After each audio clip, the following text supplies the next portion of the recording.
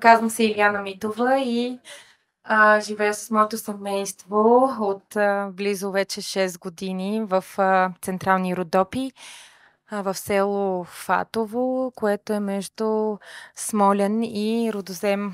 А, Днес ще ви така ще си говорим. Иска ми се да стане дискусия, така че няма да говоря само аз, надявам се. Ще си поговорим малко за живота на село с деца, дали е възможен, как се случва при нас. Ако някой от вас има въпроси, с удоволствие бих отговорила на тези въпроси или бихме отворили една дискусия за това кой как вижда нещата. Та накратко, преместихме се в полковник Серафимово преди 6 години, след това в Фатово преди една. Те са съседни села. От Великобритания, където живеехме с моя съпруг и тогава един син, който се роди там. След това се роди второто ни дете в Лондон и когато се роди второто ни дете, ние бяхме убедени, че искаме да отглеждаме децата си сред природата. За това взехме решението да се върнем обратно в България, но не в София, откъдето сме, в Родопите, тъй като сме много запалени така, скиори, сноубордисти, хора свързани с природата. Съпруга ми Тодор, който не знам къде е в момента, също така занимава се от много години с пещернячество, живот сред природата, и за това решихме, че трябва да дадем тази възможност и на нашите лични деца. Когато се преместихме в Серафимово, всъщност не знаехме какво да очакваме, тъй като все пак сме градски чада. От София отидохме в Дубай, от Дубай в Лондон, общо взето се в космополитни градове, но някакси човек, когато има деца, светът му доста бързо се променя и осъзнава неща, които до тогава не... Те са тлеели някъде, защото ние имахме много отдавна идея да живеем на село, още като бяхме на 20 и, но тогава живота ни изпрати около света, за да може да поживеем, да разгледаме, да се запознаем с други култури и да осъзнаем, че всъщност всяко нещо си има време и нашето време да живеем на село беше когато се родиха нашите деца. Нашата лична цел е да създадем пространство, в което децата да откриват света чрез свързване с природата и осъзнаване, че ние не сме част от природата, а ние сме самата природа и няма нужда да я включваме в живота си. Тя просто е така. Трябва да се научим просто да съжителстваме с това, което е около нас. Общо взето, привърженици сме на естественото родителство. Децата ни се родиха всички, слава Богу, без осложнения във вода, в къщи едното дете се роди. Това, което ние практикуваме е домашно образование. Нямаме много досег с системата. Не защото не харесваме системата като цяло, не харесваме начина, по който тя се развива в момента и вярваме, че с личния си пример ние може да помогнем на околните да осъзнаят, че един по-естествен път и път, който е в хармония с околните хора и с околната среда, е много по-истински, отколкото път изкуствено създаден.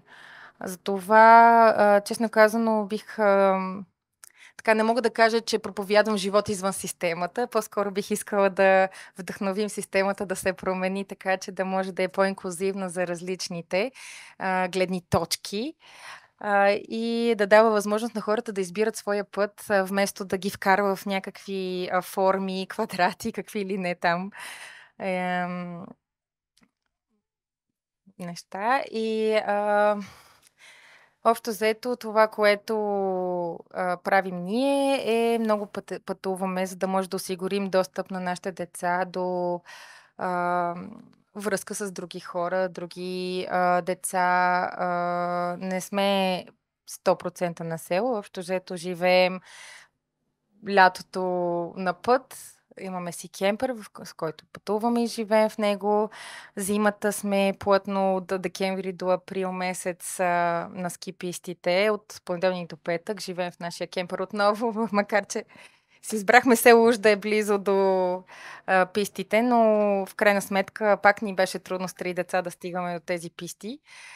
Та, отново живеем така в кемпера си, караме ски, сноуборд, учим чрез преживяване, т.е. освен, че караме за удоволствие, ние включваме и учението в нашия живот и то е постоянно учене. Всъщност, дори когато децата се возят на лифта, смятаме, гледаме номерата на кабинките, опитваме се да разпознаваме, нали, по-малките разпознават цифрите или се учат да ги разпознават другите, по-големия ни син, който вече се води първи клас.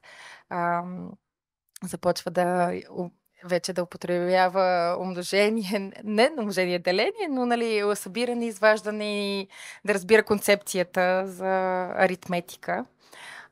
Също така участвахме в създаването на Валдорска детска градина в град Смолян, заедно с още няколко семейства, което беше много полезен опит за нас, защото осъзнахме, че макар всички да имаме добри намерения, когато се съберем с някаква кауза, е много, много важно, когато няколко човека се съберат и правят нещо ново и непознато, да се изяснят ролите от начало, защото при нас се получи така, че ам, в началото всички заедно тръгнахме няколко човека, с намерението, че това пространство, което правиме на всички, че е общностно. Случи се много трудно, защото финансирането беше предимно с дарения и лични средства и време. Отне ни около 3 години да създадем това пространство. Получи се много прекрасно и вълшебно. Започнахме да работим, но по някаква причина, така, силите, които се бяха вече изтощили във всички нас, не успяха да издържат и всъщност много бързо инициативата започна да се разпада, защото нямахме заявени роли и кой какъв е в действията и въобще случването на това пространство. Та ние така лека по лека се отделихме от него за наше голямо съжаление, но и същевременно благодарност, защото изпитахме на свой гръб общо взето това какво е да живееш, не само да живееш, по-скоро да сътворяваш нещо в общност с някакви хора, които имат подобни идеи, но в някакъв момент нещата всеки си тръгва по своя път. Общо заето. С големия ми син практикуваме домашно образование, така вдъхновено от валдорската педагогика, като общо взето двамата се учим едновременно един от друг, защото аз съм интериорен архитект по професия. Преди да родя децата си, не съм имала нищо общо с педагогиката, но аз, нали, така лека по лека, живейки на село, започнах да се самообразовам и да взимам участие в различни семинари, свързани с образованието и като цяло рано детско развитие, валдорска педагогика. Изкарах няколко курса, които ми бяха много полезни и които ми показаха, че всъщност независимо каква педагогика избира човек за своите деца, най-важното е да слушаме вътрешното си аз и да не го заглушаваме, защото ние, слушайки сърцето си, душата си, тялото си, много, много по-лесно бихме се ориентирали какво е най-подходящо за нас и нашето семейство.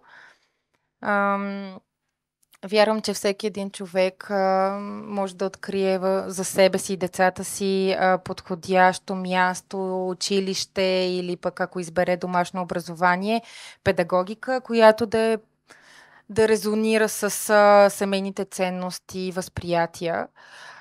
Честно казано, във владорската педагогика има много от нещата, които ние по естествен път сме правили с нашето семейство и всъщност просто я облякохме а, начина ни на родителство с тази дреха, но дори и тя не е достатъчна за нас, защото ние имаме малко по-различни гледни точки за някои неща. А, Практикуваме също така горска педагогика и си имаме пространство за горско училище.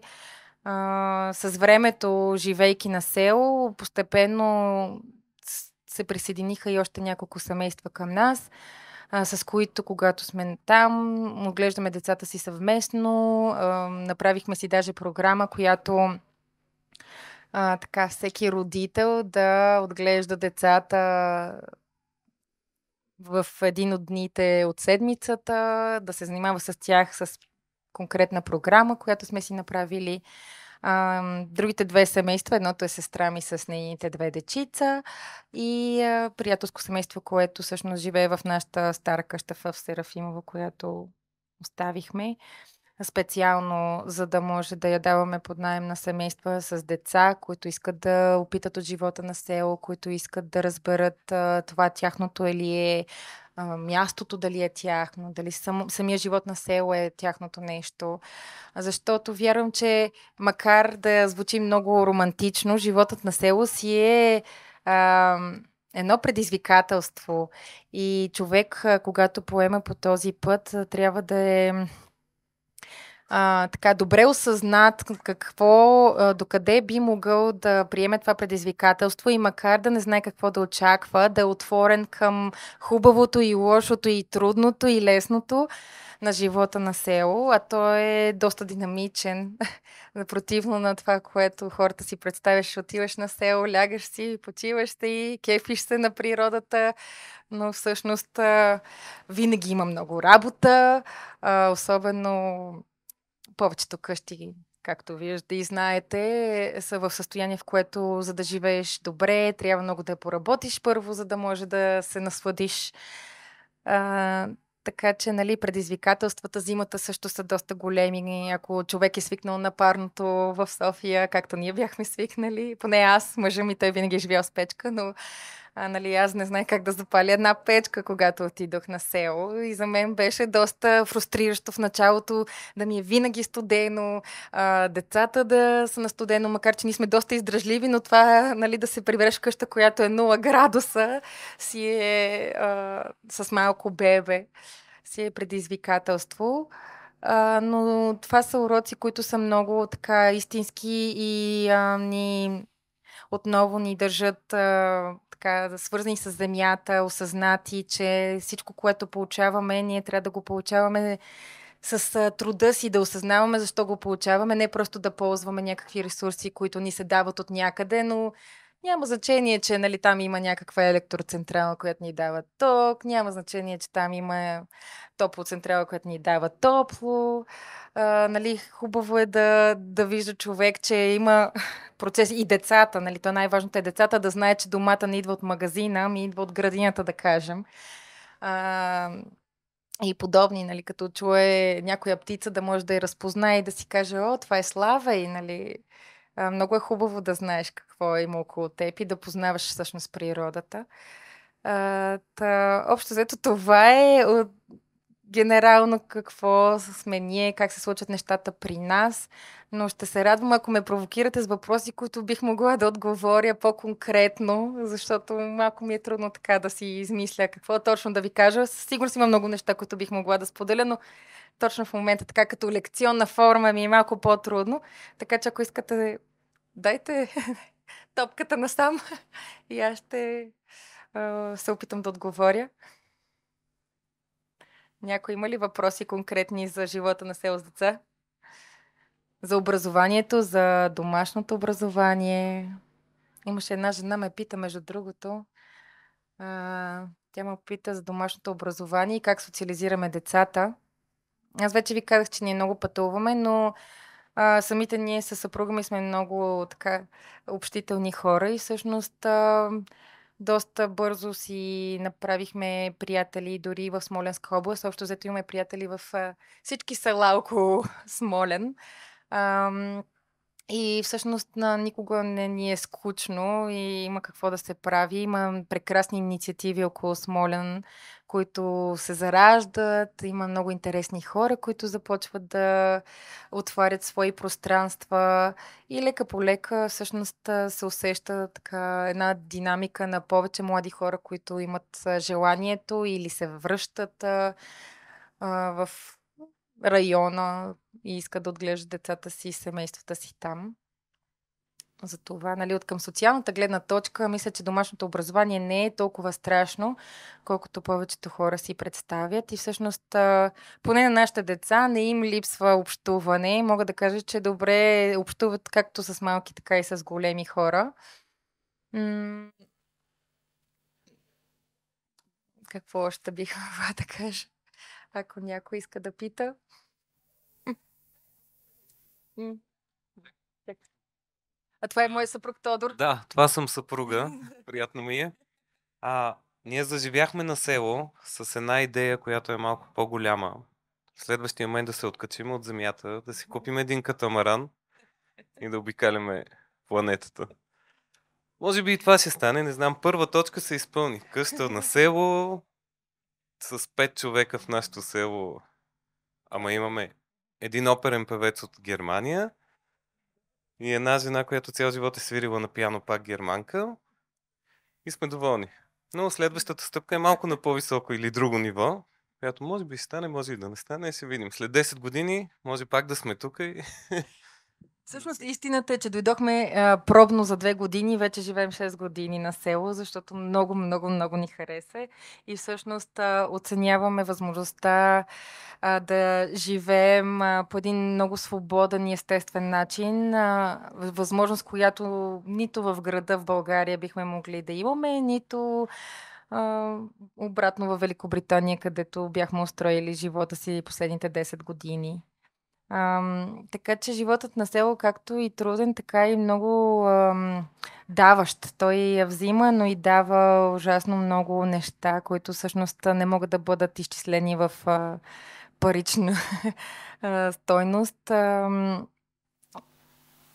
Какво ще е? Чакай, Александър, искаш ли нещо да... Но всеки, който иска да отиде да живее на село, първо трябва да е готов да се пребори с студа, защото наистина зимата е брутална.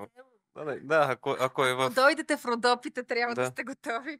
Селата над 1000 метра и 1500 са най-високите. Там е примерно 6 месеца, печката гори и вечер си е минуси температура. Така че първото нещо е това с студа да сте готови. Второто е трябва да имате и план откъде ще изкарвате пари. Защото там пари не се изкарват. Ако тия двете неща сте окей, може да живеете където искате и да сте свободни и да си правите каквото искате. Всъщност има много възможности за изкарване на пари. На пари. Просто да, зависи от гледната точка. Нали? Има хора, които творят с ръцете си, продават нещата, които правят, както нашите приятели от Нанка, които се занимават с мерино вълна и правят невероятно красиви неща. Те не продават единствено в България, даже предимно в чужбина, но по този начин успяват да оцеляват.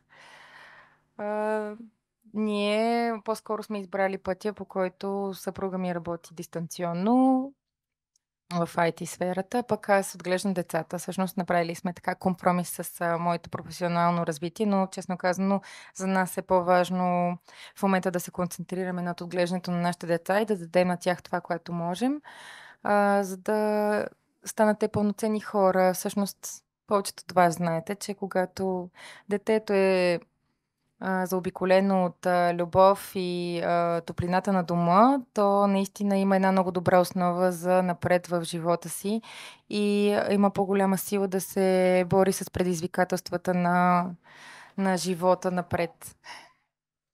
Искаш ли да зададеш това въпрос?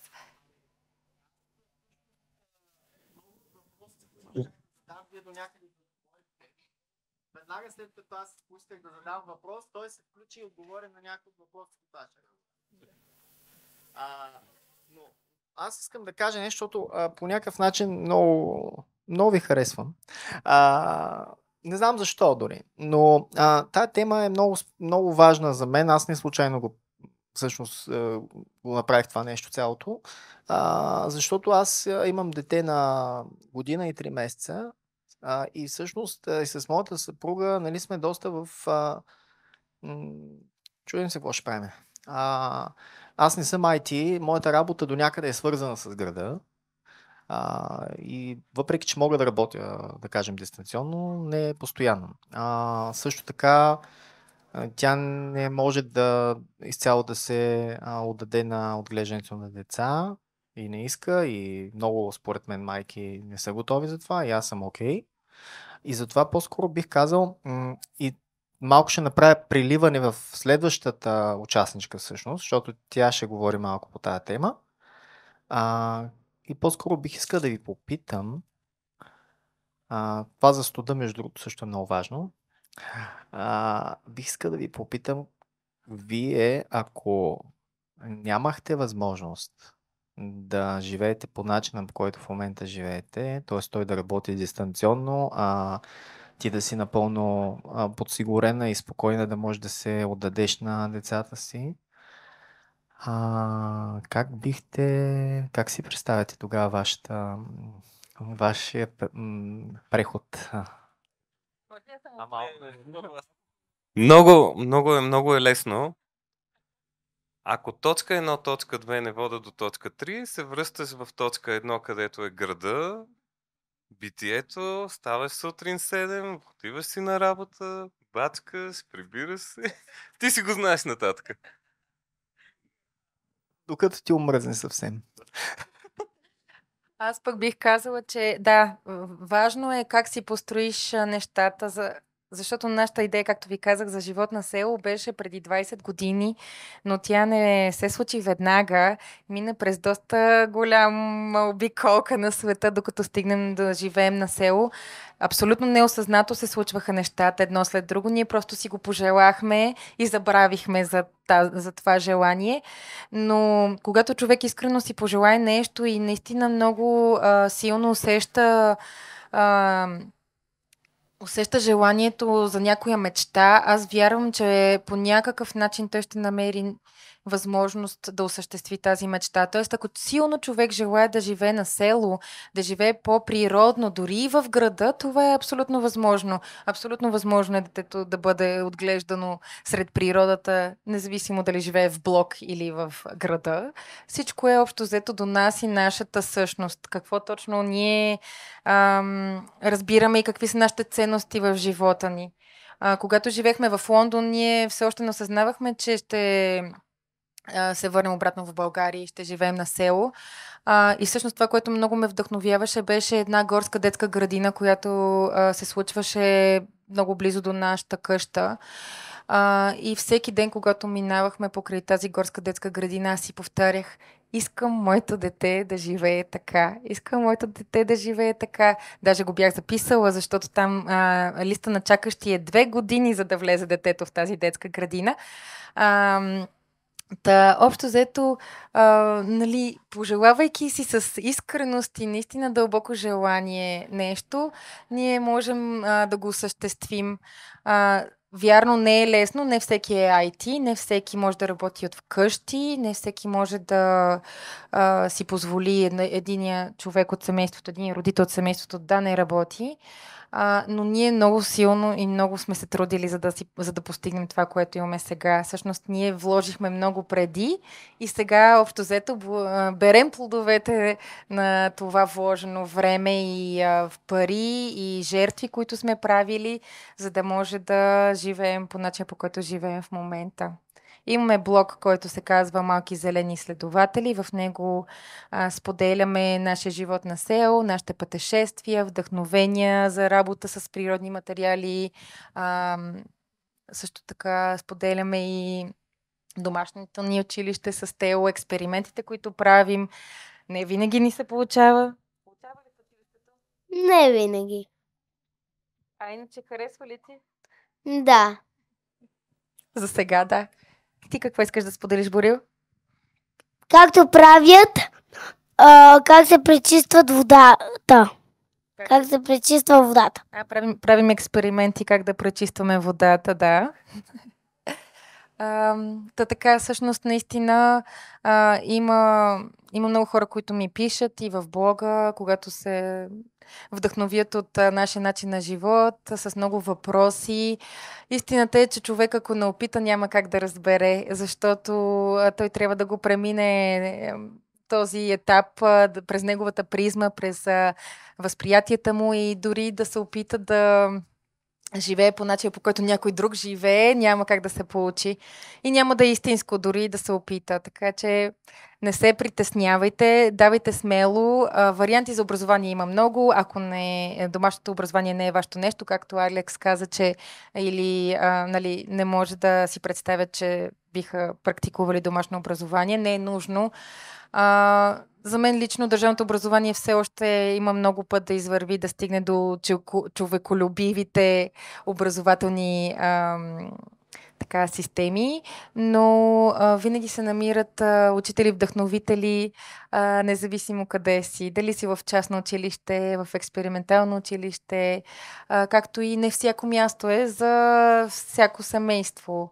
Преди малко сутринта хората от Веселата ферма, или как се казваше, споделиха, че нали, са минали през всички алтернативни образователни училища около София. Споделиха, че за тях това не е проработило, но пък аз познавам хора, в които са много доволни от алтернативите, които съществуват и те са там, за да са подходящи за определени хора. Не всеки би могъл да се свържи с валдорската педагогика, не всеки би могъл да се свържи с Монтесори педагогиката, не всеки би бил окей с демократичното училище, например. Но хубавото на това, че в София има такива алтернативи, е да покаже на повече хора, че алтернативите съществуват в образователната система, дори и в България. Ето и Космос. Съществува едно прекрасно училище в Усоица. Много, много вдъхновяващо. Така че, ако не можете или не желаете да дадете времето си за домашно образование, ако нямате този ресурс, защото това е абсолютно нормално. Не всеки има тези здрави нерви, които и аз понякога ги нямам, да е родител и учител 24 часа, 7 дена в седмицата. Има други алтернативи. Ако ги няма около вас или вашето село, най-хубавото нещо е просто да се съберете с свободно мислещи хора, които имат желанието да се включат към вашите идеи и да направите нещо заедно. Защото няма по-хубаво нещо от канализирането на енергията и събирането в едно цяло. Мисля, че не знам, имам ли още време? Някой иска да каже нещо?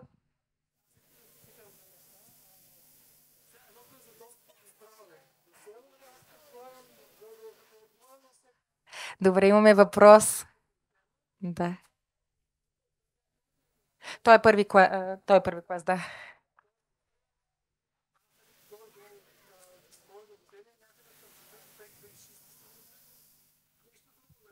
Много хубав въпрос. Добре, първият въпрос беше за достъпа до здравеопазване. Ние, честно казано, почти, освен 2 пъти, не сме ползвали за последните 6 години, сме ползвали само 2 пъти услугите на здравеопазването в България. Първо, защото отглеждайки децата си сред природата, те са много по-издръжливи, калени и общо взето, когато се разболеем, ние се разболяваме, защото сме били в София. И нашето отношение към настинката Сопола не е толкова стряскаш, колкото повечето хора, нали? Сопола! Проблем е, ако стане много по-сериозно, но при нас никога не се случва да чукна на дърво за сега. Единият път, в който влязахме в болница, беше с Борил, който беше на 8 месеца и то защото по-скоро лекарите искаха така да си минем през каналния ред и да си вземат едни пари. Примирихме се, бяхме в шок и не бяхме сигурни дали можем да вземем правилно решение. Отношението към нас в Смолянската болница беше прекрасно, въпреки че хората малко така в началото бяха учудени от начина, по който не искахме да процедираме. Например, те не искаха да ме оставят с детето в стаята, докато му слагаха абокат. Аз им казах, че няма да мръдна от тази стая, ще си кърмя детето, докато те го боцкат, защото това е начинът, по който той може да получи успокоението, което има нужда. Те бяха в шок. Как така ще го кърмите? Ма как така ще го държите? И аз им казах, така, седя тук и не излизам. Втория път беше доста по-скоро, когато Тео, големи Нистин, си щупи ръката и то по много... Нали, нашите деца се катерят по дървета, правят много рискови неща от гледна точка на градския човек, но те много добре знаят да вярват в тялото си и кога, какво да правят. За съжаление, в този случай, когато си щупи ръката, беше на един строеж. Той въобще не очакваше, че нещо няма да е закрепено. Един парапет и падна от 3 метра. Щупи си ръката много лошо. И тогава отидохме в Смолянската болница. Отношението в първа помощ беше безумно. Но, честно казано, може би на много места ми. Дори в София да живееш, пак понякога можеш да получиш такова безумно отношение. Първо не знаеха какво да го правят, после все пак аз ги помолих да му сложат нещо, да му обездвижи ръката. Стигнахме все пак до лекаря и лекаря отново така ме покани да изляза от стаята, докато го наместват. Аз им казах, че няма да го направя и ще седя до детето си, за да му давам подкрепата, която мога. Пак не успяха да ме изгонят, пак бях там. Но получихме общо взето адекватно така отношение. И това е. Общо взето не сме имали много проблеми да чукна на дърво с здравеопазването. И не е трудно, защото Смолян е на около половин час, така че дали си в Люлин и трябва да стигнеш до центъра, или си в Фатово и трябва да стигнеш до Смолян, не е голяма разликата. Другия въпрос... Какъв беше другия въпрос? Чакай. След 5 години може би ще сме на катамарана и няма да си го задаваме. Какъв беше другия въпрос? Да, те в един момент ще почнат да търсят социализацията с други деца и тогава сигурно ще е много тегаво и затова ще ги дръпнеме малко настрани. Ще имат пак друг живот. Чак. Значи целта ни не е да ги отделяме от хората, защото ти така много крайно говориш и малко страшно звучи. Всъщност, ние когато дойдохме, както казах, идеята ни беше да останем 2 години и всъщност плани ни беше да се върнем обратно в Великобритания, децата да си учат английски, ние да си живееме стандартния живот от 9 до 5. Но това, което научихме с живота на село, е да бъдем отворени към промяната. И това, че сега сме избрали този начин на живот, не значи, че ние няма да го променим утре. И според мен е много важно за нагласата за всичко, което ни се случва в живота. Дали сега сме избрали домашно образование, не значи, че това ще се продължи цял живот. Вярвам, че в някакъв момент децата сами показват от какво имат нужда и ние като родители сме тези, които трябва да чуваме и да сме отворени към техните нужди. Много от моите приятели, които си говорим за живот на село или живеят на село, с по-големи деца, те споделят, че след 15-16 децата естествено имат нужда вече да се преместят в града, да открият градската среда. И аз смятам също за много важно един човек много добре да може да се адаптира от една среда в друга. Затова е хубаво и децата да виждат и едното, и другото. Само живот на село или само живот в град ограничава нашата перспектива. Но когато ние успяваме да дадеме от всичко по малко, така този човек, когато стане достатъчно зрял, той може да избере своя път и то много осъзнато. Иначе няма да знае, нали, всеки си говори, живота на село, ние си спомняме, нали, бабите, как ни е било с баба на село, но никога, нали, на 20 години човек трудно би си казал, сега ще тръгна на село и ще се отделя от хубавите, интересни неща, изложби, култура, театър, каквото и да е, защото това са неща, които, например, мен са ме привеличали в града. И неща, които все още ми липсват, ако ми се приходи на културно мероприятие, ми е много трудно. Аз трябва да го планирам в бъдещето доста по-сериозно, отколкото да стана и да отида в 199. Но това е част от живота, който сме избрали. Важното е просто да сме гъвкави и да следваме вътрешното си усещане. Благодаря ви.